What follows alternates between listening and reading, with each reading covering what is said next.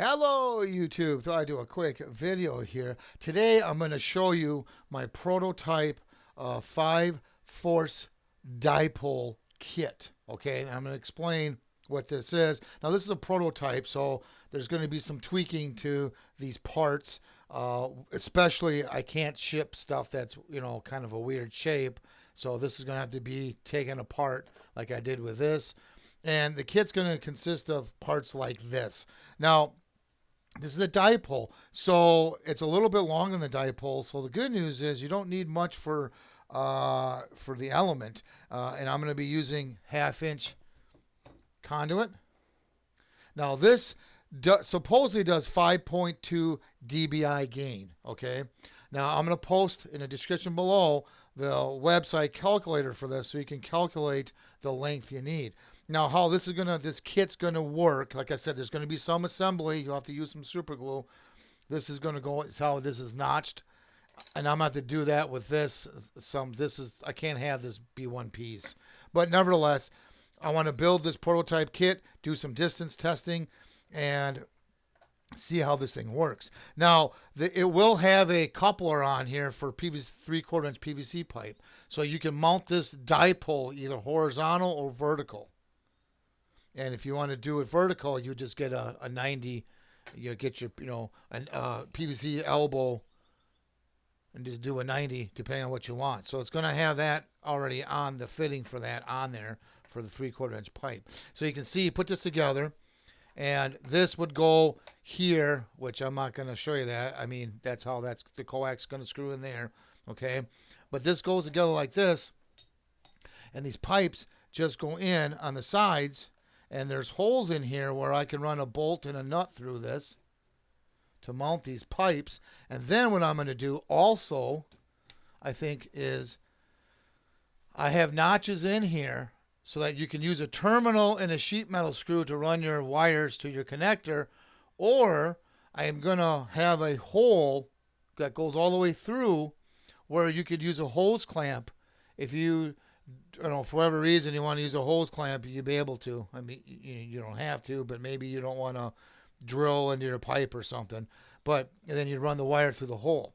So those are some ideas I have. So this would look like this, kind of like assembled here. Okay, it would look something like. Let me kind of show you what I mean here. And this would be for your coax, and then you'd put your PVC pipe, whether you want to do vertical or horizontal. You can have it either way. Just get an elbow, but that's what it's small. It's supposedly got really good gain.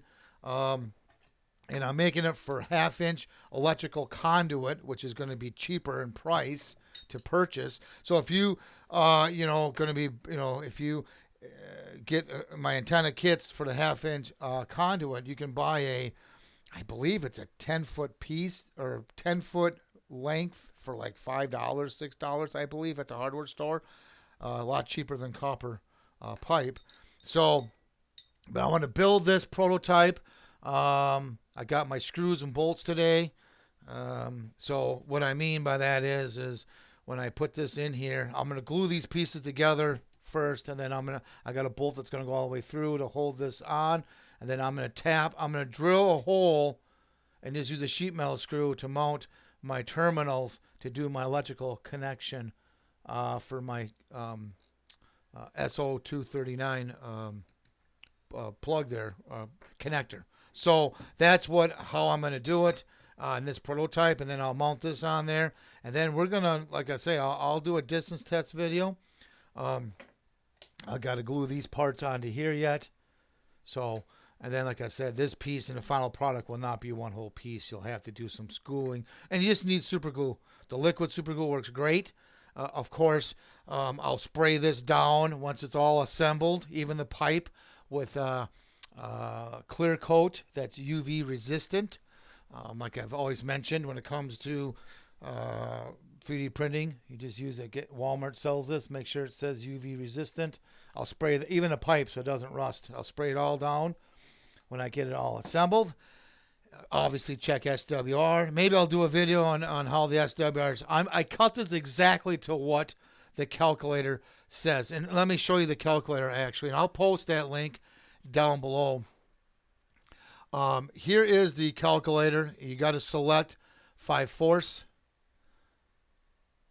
for the dipole type. And as you can, if you scroll down here, it tells you, okay, it tells you pore efficiency. This is the most common, the dipole. And then we get to use only with flat dipoles. And then this right here, highest gain. So supposedly, this website claims 5.2 DBI,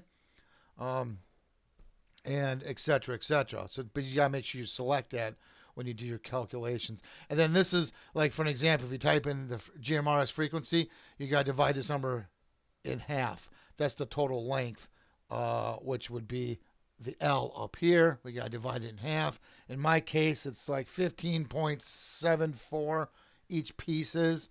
And what I mean by that is, in my case, 17.4 for each one of these for lengths. And like I said, we're going to see what happens. And I'll just use small bolts and nuts to mount this. To mount my connector on there, that shouldn't be a problem.